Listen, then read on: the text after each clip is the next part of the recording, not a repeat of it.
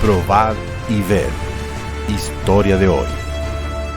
12.000 carteles.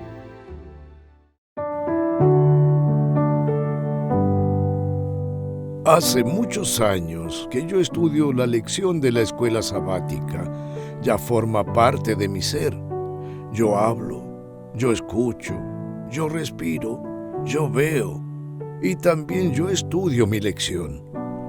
Yo quiero presentar aquí una preciosidad que yo vengo guardando por muchos años.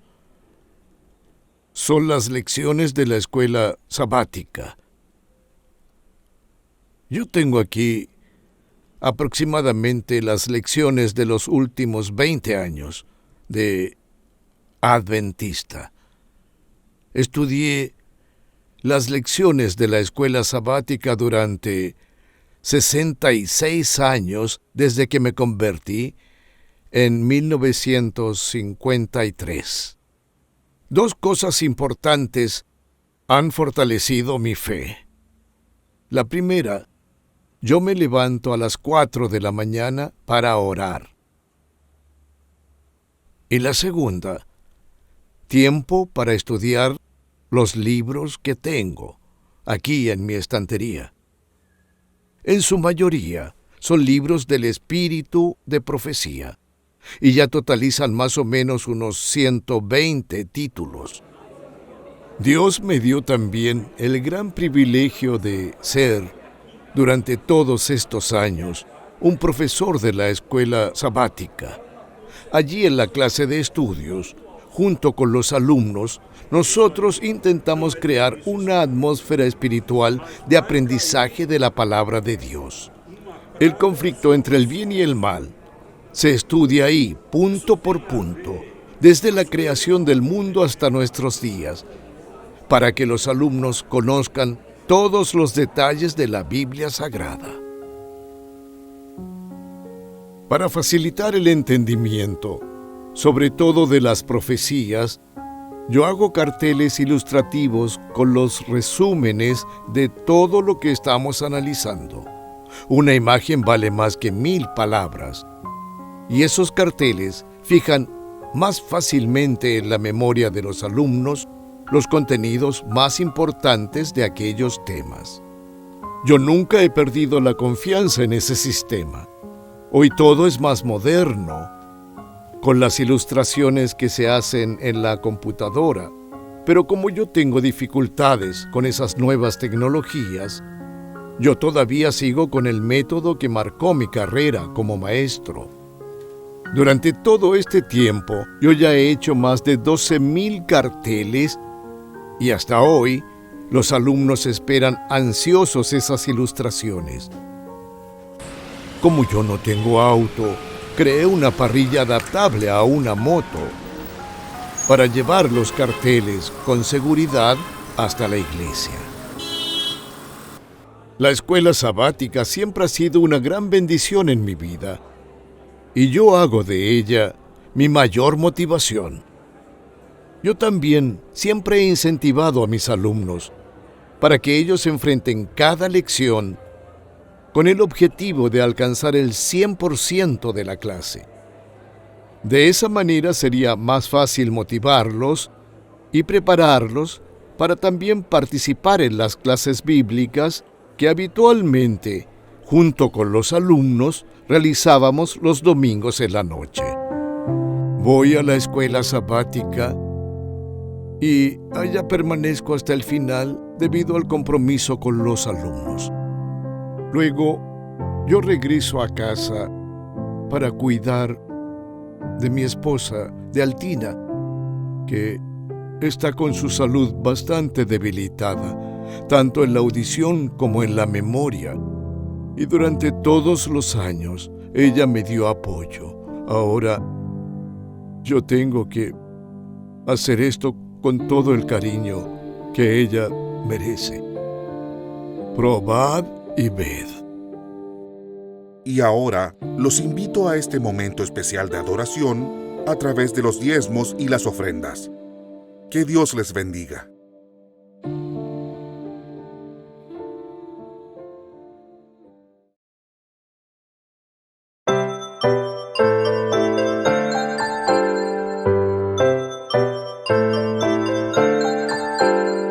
Llegó la hora de adorar al Señor. Llegó la hora de escuchar de su amor.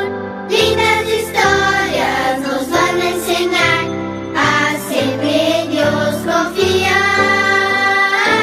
Llegó la hora de adorar al Señor.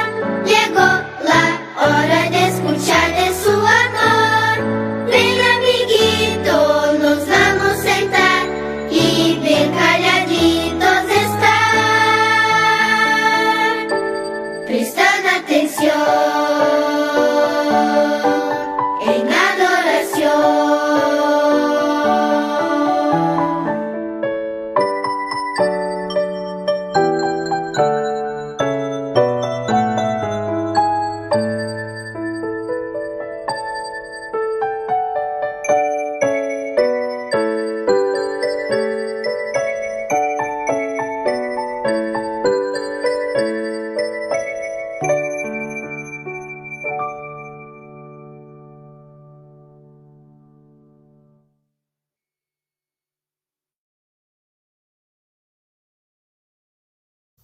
Muy feliz sábado, muy buen día para todos.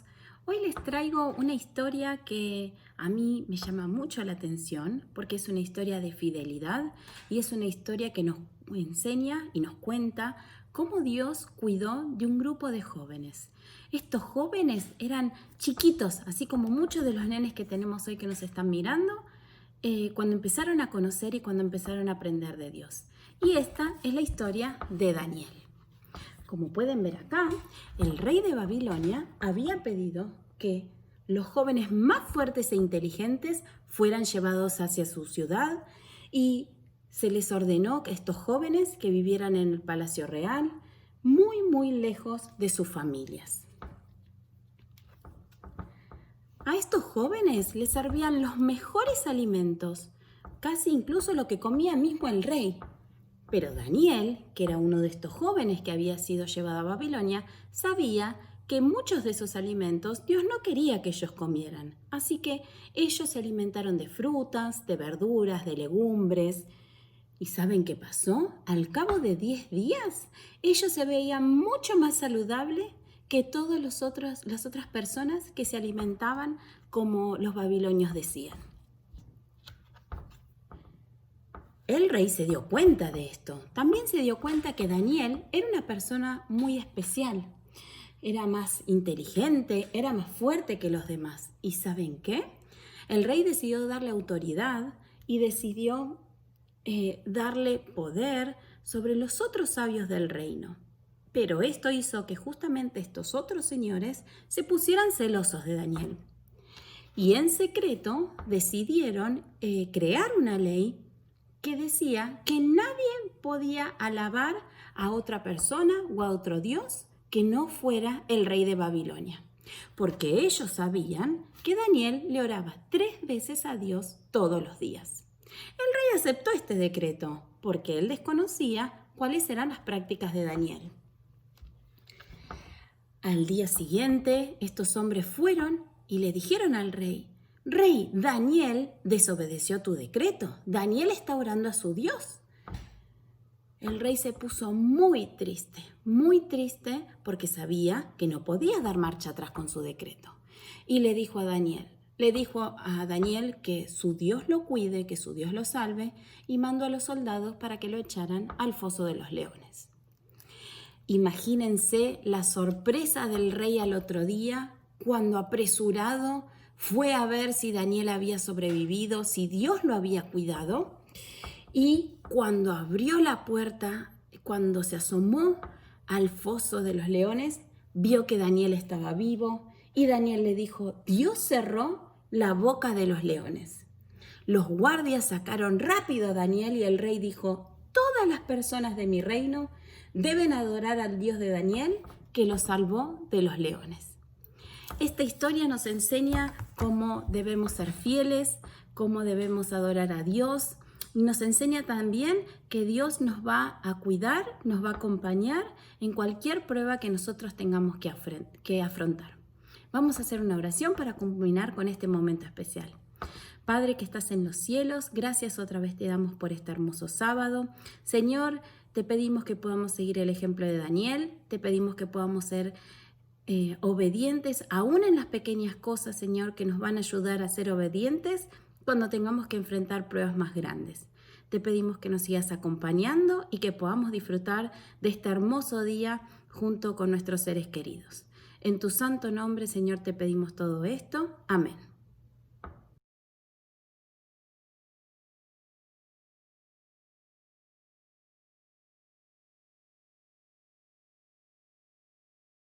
Hola, hola, muy feliz sábado, una alegría poder conectarnos y tener este espacio para poder estudiar juntos de la Biblia, contentos de volver a encontrarnos. Y la propuesta para esta mañana es abrir nuestras Biblias en el segundo libro de los Reyes, en el capítulo 8, y ahí va a ser el estudio de la Biblia de esta mañana. Pero antes de leer de la Biblia, vamos a pedirle al Señor que Él nos bendiga, que Él nos dirija con el Espíritu Santo para que podamos escuchar su voz. ¿Está bien? Así que ahí donde estás te invito a que tengamos una actitud reverente. Vamos a orar. Señor querido, gracias porque podemos tener este espacio para estudiar de tu palabra. Te rogamos, Señor, que nos bendigas con la presencia del Espíritu Santo. Por favor, Señor, para que al leer de la Biblia hoy podamos escuchar tu voz, sacar aplicaciones prácticas también para nuestra vida y nuestro crecimiento espiritual. Oramos en el nombre de Cristo Jesús. Amén.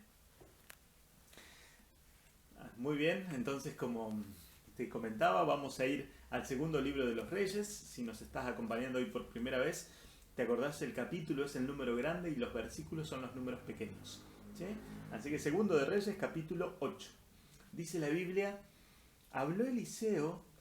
¿Te acordás de Eliseo? Eliseo, para entrar en contexto, Eliseo era el profeta de Dios que reemplazó a Elías en el ministerio profético. Y ahora ya estaba Eliseo directamente como el profeta de Dios. Y habló con aquella mujer a cuyo hijo él había revivido. Y esta es la mujer del capítulo 4. No te lo pierdas por la tarde, revisar el capítulo 4, porque habla de una mujer impresionante en su experiencia espiritual. Una mujer que vivió milagros de manera familiar, con su hijito, con su esposo, así que era una mujer de fe. Tanto dice la Biblia que Dios había hecho el milagro de revivir a su hijito. Y entonces ahora el mensaje era: levántate y vete tú y toda tu casa a vivir donde puedas, porque Dios ha llamado el hambre, la cual vendrá a la tierra por 7 años. Entonces la mujer se levantó e hizo como el varón de Dios le dijo, y se fue ella y su familia a vivir a la tierra de los filisteos por 7 años. Me detengo aquí como para ir viendo algunos detalles de la historia. Miren qué tremendo esto. La gente de la Biblia es gente real, así como vos, como yo, que tiene sus sueños, sus planes, sus proyectos, sus historias. ¿Te imaginás este momento? Que venga el profeta de Dios y diga, bueno, traigo un mensaje, dice Dios que tienen que mudarse a otro barrio, a otra ciudad, por 7 años. Yo hubiera tenido tantas preguntas para hacerle. Le hubiera preguntado, ¿qué hago con mi casa? ¿La vendo? ¿La alquilo? ¿A dónde vamos? ¿Qué hago con los muebles, con las plantas? Y sin embargo esta mujer no tiene ninguna de estas preguntas. Lo único, dice el versículo 2, que ni bien escuchó eso, dice, bueno, si Dios dice que hay que irse, nos vamos. Qué tremendo esa disposición. Le digo, Señor, tanto me falta para ser como esta mujer.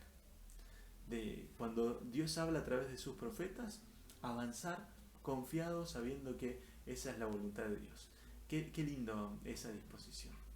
Ahora, ¿te imaginás cómo habrá sido cuando ella reunió a su familia para contarles y decirles, los reunimos hoy para contarles de que nos vamos a mudar de ciudad por 7 años? ¿Qué te diría tu familia? ¿Y por qué te vas a mudar? Porque vino el anciano de mi iglesia, que se llama Eliseo, y me dijo que nos tenemos que ir por 7 años. ¿Y qué te diría tu familia? En tu iglesia te están poniendo ideas muy raras. Me acuerdo cuando estaba con planes de ir a estudiar teología, el sueño siempre fue ir a la UAP a estudiar teología. Pero mi familia no podía cubrir los gastos de estudios. Entonces, uno de mis amigos me dice, Mario, yo estoy colportando y con eso pago mis estudios. Si yo puedo hacerlo, vos también. Me convenció. fui a hacer una capacitación de colportaje, me anoté para colportar en el verano y tenía la otra opción que había mandado también solicitud de becario de año a la universidad. En aquel tiempo vos podías trabajar un año para estudiar al año siguiente. Entonces estaba con estas dos opciones. Yo digo, Señor, vamos a avanzar con la que vos vayas viendo. Durante todo el año no me respondieron de la solicitud de becario de año. Y entonces me fui a colportar. En la primera semana de colportaje fue horrible. Me acuerdo, el primer día fui, golpeé, me atendieron en una casa, me compraron un libro y dije, bueno, esto debe ser re fácil, pero salí de esa casa y no me animé a golpear ninguna otra más. Y entonces luego vino mi coordinador, me enseñó cómo se hacía y de a poquito fue mejorando, y el primer mes, en diciembre, ya me había estado yendo mucho mejor y me permitía tener recursos como para empezar a estudiar en la universidad. Y terminó diciembre y me acuerdo que mi mami me llama y me dice, Mario, te mandaron un mail de la UAPA, así que tenés que ir al ciber para revisar tu correo electrónico. Chicos, aunque ustedes no lo crean, hasta hace algún tiempo no teníamos internet en el teléfono, entonces había que ir a un ciber para revisar correo electrónico, el Face, las redes sociales y demás. Entonces me acuerdo que fui al correo electrónico y decía el correo, Mario, fuiste seleccionado entre los 15 chicos que van a ser becarios de años. Te va a tocar el área de panadería. Y era wow, mi felicidad. Respondí rápido, estoy colportando ahora, pero ni bien termine en el verano yo puedo ir y recupero todas las horas que haya que recuperar. Y llamé a mi mamá, contento. Fui a casa a esperar a mi compañero que se llama Fernando. Fernando hoy es pastor en el norte, y me acuerdo que estábamos con Fernando y le digo, Fer, ¿sabes que me escribieron de la universidad y me aceptaron como becario de año? Y me dice Fernando, Mario, a mí también me aceptaron. Yo soy otro de los 15. Y ahora estaba el problema, porque si los dos nos íbamos, ¿quiénes iban a quedar a hacer las visitas que teníamos pendientes? Las entregas, las cobranzas y demás. Entonces oramos y fuimos a revisar juntos el correo electrónico por la tarde y ya había respuesta y decía, chicos, no los podemos esperar. Tienen tiempo hasta el miércoles para confirmar si aceptan o no, porque de lo contrario necesitamos llamar a otros chicos para que vengan a cubrir esos lugares. Tenemos una lista amplia y eso generaba más ansiedad porque era lunes y el miércoles había que responder y solo teníamos el martes para tomar esa decisión, porque para colmo me acuerdo que conversando con Fernando habíamos leído una cita de Elena White del libro El colportor evangélico, que es cómo hacer colportaje, ¿verdad? Y entonces la cita decía, no salgan los colportores de hacer la tarea evangélica para hacer un trabajo mecánico. Eso no es lo que Dios quiere. Y esta cita daba vuelta, porque lo que me iba a tocar hacer era un trabajo mecánico, y la cita era clara, no salgan de hacer la tarea misionera para hacer un trabajo mecánico. Y ahora estábamos con este dilema, ¿verdad? Y hablamos con nuestro coordinador y le dijimos, Sergio, estamos con esta situación, ¿qué hacemos? Y Sergio dice, chicos, habría que orar. Pero ¿cómo oramos, Sergio, si en un día hay que responder? Y me acuerdo que esa noche con Fernando leímos la historia de Gedeón. ¿Te acordás de Gedeón? Gedeón le pidió una prueba a Dios y entonces decidimos hacer lo mismo. Yo me acuerdo que el martes, para salir a colportar, le dije, Señor, si yo hoy vendo 5 colecciones, yo me voy a quedar a colportar durante todo el año. Porque va a ser lo mismo hacer tarea misionera acá, trabajar acá, que irme a trabajar allá Entre Ríos a la universidad. Y me fui a colportar con ese objetivo, con esa oración. No contaban libros sueltos, eran solo colecciones. Pero para ser sinceros, yo nunca había vendido 5 colecciones. El mejor de mis días habían sido 3. Entonces ahora era como decir, bueno, yo lo intenté, no se pudo, así que me voy a la UAP tranquilo. Y salí a colportar esa mañana y me acuerdo que por la mañana vendí 3 colecciones y algunos libros sueltos, pero eso no contaban. Tenía miedo de salir a colportar a la tarde. A eso de las 3 de la tarde vendí la 4ª colección. Y vieron que en el verano el sol entra como a las 8, entonces todavía tenía 4 horas para colportar y tenía ganas de volverme a casa y seguía colportando algunos libros sueltos, pero eso no contaban. A eso de las 7 de la tarde, 7:30, me acuerdo que golpeé una puerta más, me atiende una chica y me dice, mira, si no pasabas hoy no me encontrabas nunca más. Dice, mi único franco del mes, soy policía, y me hizo pasar, y cuando firmó la 5ª colección, Una sensación tan extraña, los sentimientos encontrados, salí de esa casa y aunque tenía sol y tiempo para colportar, no pude seguir. Me volví a casa orando diciendo, Señor, y ahora yo te pedí 5 y vendí 5, pero porque pensé que no iba a vender 5. Y llegué a casa a orar y dije, bueno, Señor, yo te dije que íbamos a hacer así, así que vamos a avanzar así. Y lo esperé a Fernando igual, a ver cómo le había ido a él. Y le digo, Fer, cuando llegó, Fer, ¿sabes qué? Yo le dije al Señor que si vendía 5 colecciones yo me quedaba a colportar todo el año. Y vendí 5 colecciones, así que yo no voy a ir a la UAP. Y me dice Fernando, Mario, dice, yo pedí 14. Fernando se quería ir y me dice, y vendí 14. Así que yo también me voy a quedar a colportar. Mi primera reacción fue, ¿por qué no pedí más? ¿Por qué solo 5? Y juntos fuimos al ciber. Me acuerdo que fuimos al ciber a responder el miércoles, llamen a otros chicos, nos vamos a quedar a colportar todo el año. Eso no fue lo más difícil. Tampoco fue difícil explicarle a mi mamá, aunque mi mamá no entendía mucho y me decía, Mario, estuvimos 5 años orando para esto y ahora que sale vos me decís que no vas. O sea, yo te apoyo, pero ¿estás seguro? Sí, mamá, sí, tranquila. Voy a quedarme a colportar todo el año. Cuando le conté a mis amigos no lo podían creer. El más difícil igual fue mi hermano más grande. Mi hermano más grande no es adventista, entonces si yo le decía colportar, él no iba a entender. Así que le dije, me voy a quedar a hacer lo que estoy haciendo durante todo el año. Y él me dijo, Mario, vos ya sos grande, me dice. ¿Por qué no te dedicas a algo más serio, algo más seguro? Me decía. ¿Por qué no, no sé, ¿por qué vas a estar con esto de los libros? La gente no lee hoy, me decía. Y si fueran libros de escuela, bueno, vaya y pase, pero son libros de tu religión, me decía. En tu iglesia te están lavando la cabeza. Es que explicar tu fe no siempre es sencillo. Sé que es lo mismo que te pasó a vos cuando dijiste que ibas a empezar a guardar el sábado, ¿te acordás? Qué difícil es ir pensando en qué trabajo sí, en qué trabajo no, porque yo decidí guardar el sábado. Porque vivir nuestra fe es una experiencia muy particular. Pablo dice, para la gente a veces es locura lo que para nosotros es fe y salvación. Ahora, ¿te imaginas cómo debe haber sido la experiencia de esta mujer cuando reunió a su familia y les dijo, nos vamos a ir 7 años? Yo no los reuní acá para pedirles consejos, yo solo los reuní para pedirles que una vez al mes me cortes el pasto, que me riegues las plantas, que de vez en cuando enciendas la luz, que haya movimiento acá. Y se fue. Dice la Biblia, el versículo 3, entonces la mujer, 2, la mujer se levantó y se fue a la tierra de los filisteos. 3, cuando pasaron los 7 años, fíjense ese detalle, la mujer no se fue porque quería irse, se fue porque ella entendió que Dios dijo que había que hacerlo. Entonces, ella dice, si Dios dice que hay que hacerlo, yo lo hago. Pero ni bien se cumplieron los 7 años, ella se volvió. Y ahora, ni bien se volvió, tuvo que ir a implorar al rey por su casa y por sus tierras. ¿Por qué te parece que tuvo que ir a implorarle al rey? Porque cuando llegó, alguien había usurpado su casa. Y ahora, ¿cómo haces para sacar a alguien que estuvo 7 años en tu casa? Bueno, el único que me puede resolver esto es el rey. ¿Pero qué le decía al rey? Y vino mi anciano de iglesia y me dijo que yo me tenía que ir durante 7 años y yo me fui y ahora que volví, mi casa está usurpada. ¿Y qué te va a decir el rey? ¿Pero quién te mandó a irte de tu casa? Y entonces, ¿qué historia le contás? Me acuerdo que estaba en uno de los años de universidad, me tocó ser el coordinador de los colportores y yo era el responsable financiero de ellos. Entonces, como tenía un grupo grande, algunos de mis amigos los mandé a algunos pueblitos más pequeños y les dije, bueno, ustedes avancen y cuando termine el verano hacemos un control financiero.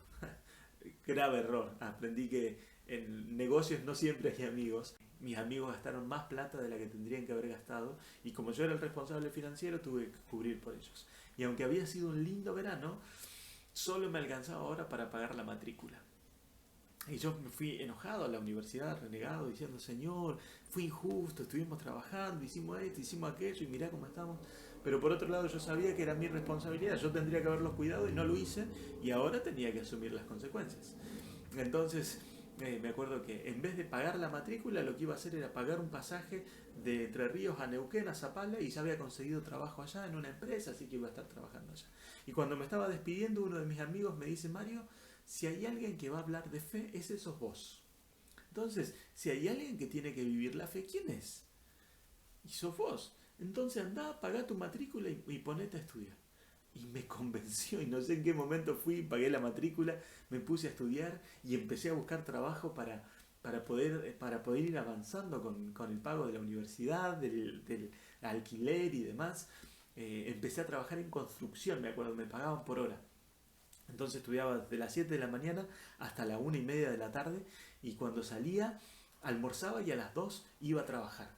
Y como me pagaban por hora, a veces trabajaba hasta las 10, 11 de la noche para poder sumar más horas. Y entonces solo que pasó el primer mes y solo me alcanzó para pagar el alquiler, la comida, un poco de libros y apenas para la universidad. El segundo mes fue igual, y el tercer mes yo sabía que en cualquier momento iba a llegar la secretaria de finanzas a decir: Mario, alumno Parra, aquí hay una cartita de finanzas que iba a decir: necesitas pasar a resolver tu situación financiera, si no vas a quedar suspendido. Y yo decía: ¿y ahora, Señor, qué hacemos? Me acordaba que Jesús dice: nadie se pone a hacer una torre si no tiene cómo seguirla. Y me preguntaba: ¿no será que fue presunción mía, Señor, haberme metido a estudiar? Capaz tenías otros planes para mí este año. Y bueno, el tercer mes llegó. Me acuerdo que un viernes entró la secretaria de finanzas y dice: alumno Parra. Y yo me sentaba a la mitad del aula más o menos. Y entonces levanté la mano, llegó el memo, la cartita, y yo dije: Señor, capaz que hay un milagro, alguien depositó por mí y tengo todo el año pagado. Y abrí el memo y no había milagro. El memo decía: Mario, tenés hasta la próxima semana para pasar a resolver tu situación financiera, si no vas a quedar suspendido de exámenes. Era como no rendir, ¿verdad? Entonces yo digo: ¿y ahora, Señor, qué hago? Se me venía el mundo abajo y digo: Señor, ¿y qué puedo vender? Fue un viernes desafiante. No me acuerdo qué clase tenía, griego los viernes, después me costó griego. Y para el recreo de las 11, me acuerdo, 11:30, salgo afuera a tomar aire, tomar agua, pensar, y se me acerca alguien y me dice: Mario, ¿dónde te habías metido? Te estuve buscando toda la mañana. Y entonces me dice: necesito que me firmes acá porque hoy revisé tu cuenta y te la dejé en cero. Cada vez que me acuerdo de eso, me recorre algo todavía por la espalda, porque el mismo día que me llegó el memo, el mismo día alguien fue y depositó en mi cuenta 3 meses de universidad para que pueda seguir estudiando. ¿Cómo él sabía que yo estaba con una situación financiera difícil? Hay 3.000 alumnos en la universidad. ¿Cómo él sabía que justo yo estaba con esta situación? Y que justo ese día me había llegado la carta de finanzas. Y entonces, ¿por qué te cuento esto? Porque miren, cuando llegó esta mujer pensando: ¿y ahora qué le voy a ir a decir al rey se le ocurrió el día anterior llamar a Giesi, que era el criado de Eliseo, y le dijo: Giesi, mañana vení a mi oficina porque extraño a Eliseo y me gustaría escuchar sus historias. Me gustaría escuchar la historia que vos viviste con el profeta. Por favor, venite mañana, que yo quiero disfrutar de un momento de recordar las historias de Eliseo. Y mientras Giesi, dice la Biblia, miren, vamos a leerlo, versículo 4. El rey estaba hablando con Giesi, el criado del varón de Dios, de Eliseo, y entonces le decía: te ruego que me sigas contando de las historias de Eliseo. Y mientras Giesi le estaba contando al rey cómo Eliseo había hecho vivir a un muerto, llegó la mujer, y con el hijito al que Eliseo había resucitado, para implorarle al rey por su casa y por sus tierras. Y cuando Giesi ve a la mujer, le dice: rey, señor mío, esta es la mujer, y este es su hijito al que Eliseo resucitó. Y el rey interrumpe todo y manda a llamar a la mujer y manda a llamar al hijito, y antes de que la mujer le cuente por qué vino a verlo, le dice: ¿es verdad lo que hizo Eliseo? Y la mujer tuvo el momento para contar su historia y contó todo. Y entonces dice el versículo 6: entonces el rey le preguntó a la mujer y ella le contó todo. Y le contó también que ella, porque Eliseo le dijo que se vaya de la ciudad, ella se había ido, y ahora que volvió, alguien estaba usurpando su casa. ¿Y saben qué hace el rey? Dice la Biblia: entonces el rey ordenó a un oficial: hagan que le devuelvan su casa, sus tierras y todo lo que produjo su tierra durante estos últimos 7 años, porque esta es una mujer de fe. Me gusta esta historia, porque me ayudó también a recordar algo que aprendí durante este tiempo. Y es que si nos animamos a confiar en Dios y en sus profetas, Él se encarga de los milagros. Si nos animamos a entregar el sueño a Dios y a avanzar por fe, Él se encarga de los milagros. ¿Por qué? Porque toda esta locura empezó con una cita que decía: no salgan los colportores de hacer la tarea evangélica para hacer un trabajo mecánico.